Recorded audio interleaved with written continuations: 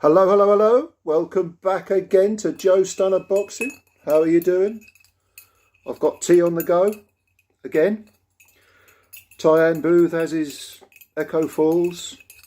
Addy has his whiskey and G-Man has his Lucozade and I have my tea. Why? Because I'm British.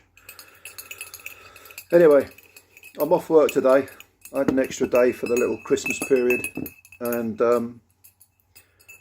had a lay-in. Hence the gown. By the way, people have been making fun of this gown. Can you believe it? They've been making fun of this gown. They've been, well, I won't say what they've been saying, but let me just point out, as a doyen of fashion, the Hugh Hefner look is very underrated, okay? Bear that in mind. And this gown, by the way, was bought for me by a young lady. Thank you very much, Ruta, if you're watching, and I'm sure you're not. But you have impeccable taste. Anyway, I'll stop loving myself. Let's talk a bit of boxing. Okay, there's something that I was thinking about the other day which doesn't get mentioned a lot by other boxing YouTubers. Not to my knowledge, not that I watch them all. There's hundreds and hundreds of boxing YouTubers, but I haven't noticed many people talking about it, and that is, that is the way that some fighters are brought over to fight the house fighter. The away fighter will win, and then there'll be an immediate rematch. So the promoter who is promoting fighter A will bring fighter B in, fighter B wins, and the promoter immediately says, damn, he or she has beaten my guy or girl. I'll get them back and we'll rectify that wrong.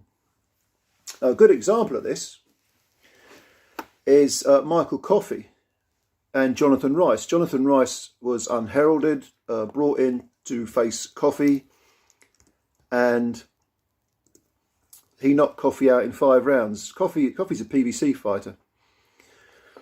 And Rice had fought other, top guys. I think F.A. Jagbury fought and he got stopped in 10. I'm not sure offhand. I should have looked at this before I hit the record button, but that's the story of my life. But what happened was he was brought in to lose. Rice has a 14-6-1 record, so it's a patchy looking record statistically, but he was brought in and he won. So now on the undercard of Ortiz and Charles Martin, we've got the rematch. Presumably, PBC are hoping that this guy will lose, that Coffey can get back on track. But one thing occurred to me. Why don't more promoters immediately promote the guy who was brought in and won? Why don't, or even lose in some cases? Because if you look back to the Tank Davis Isaac Cruz fight. Cruz was a relatively unknown commodity, and he came in and he gave an extremely good account of himself against Davis. Davis was on a 17 knockout winning streak.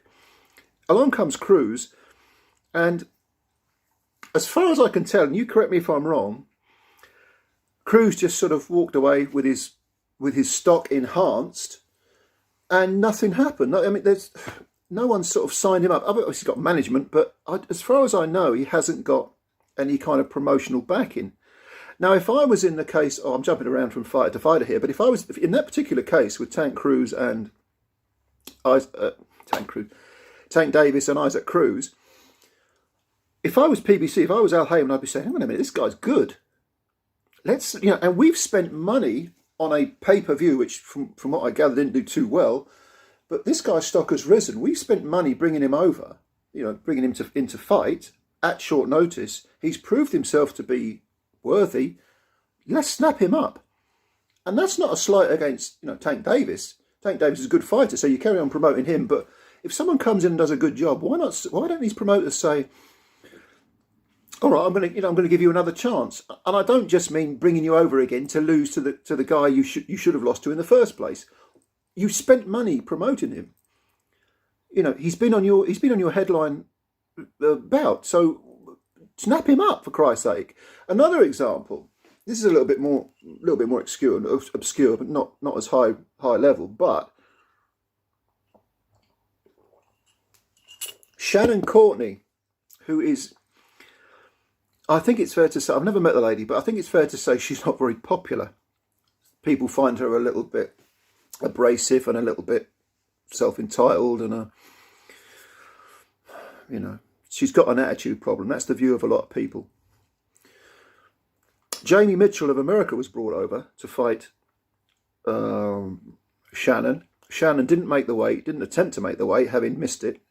First thing she did when she got off the scales, being 2 pounds over, was take a swig of an energy drink.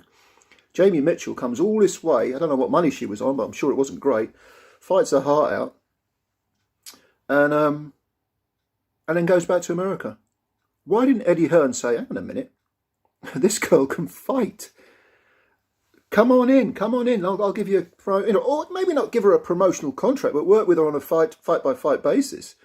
As far as I'm aware, I mean, Jamie actually subscribes to this channel. She did, if I haven't scared her off, like I scared a lot of people off with a few recent videos, but that's another story. But Jamie was subscribed to this channel, and she told me that, that there's talk about her rematching Courtney.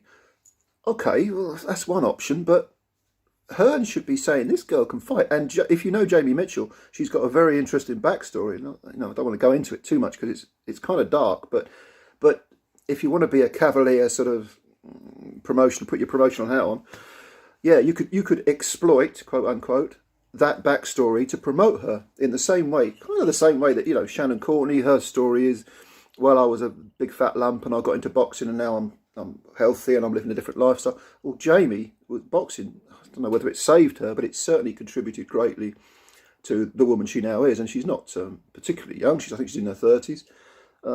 So that's another example, but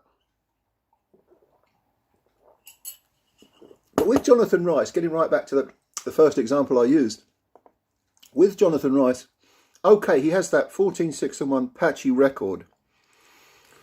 But as far as I'm aware, Michael Coffey, who is the PBC fighter, didn't box until he was 30 or something like that. And Rice himself is in his mid-30s. So it's not as if either of these guys has got a particularly long career ahead. But even if someone's got a patchy record, surely you can stick them in with some good guys, some guys that they're capable of beating. He actually, I don't know whether he was knocked out in 10 rounds or whether he went the distance, but he fought a good fight against a Jagba, which got him the fight against Coffey. Now he's beaten Coffey, he's brought in again to lose. I just don't understand why promoters spend money on people, and then when they perform well, because they're the quote-unquote away fighter, they don't think, okay, well, I've spent money on him, I've invested a bit of money, his stock's risen, thanks to me, thanks to my investment, so, I'll carry on with him. And I'm not saying he should throw Michael Coffey under the bus, or Shannon Courtney, or anyone else. No, if you carry on promoting them, you carry on building them up. I'm absolutely not someone who thinks someone loses a fight, they're off. No. Losing a fight can be an education. Losing a fight is how you learn sometimes, most of the time. So there's nothing wrong with losing a fight. You take a step back to take two forward, as the saying goes. But again, I repeat, I know I'm rambling a bit here, but for a promoter to spend money on a fighter like an Isaac Cruz and then not carry on the investment seems kind of daft to me. It seems kind of counterproductive. But anyway.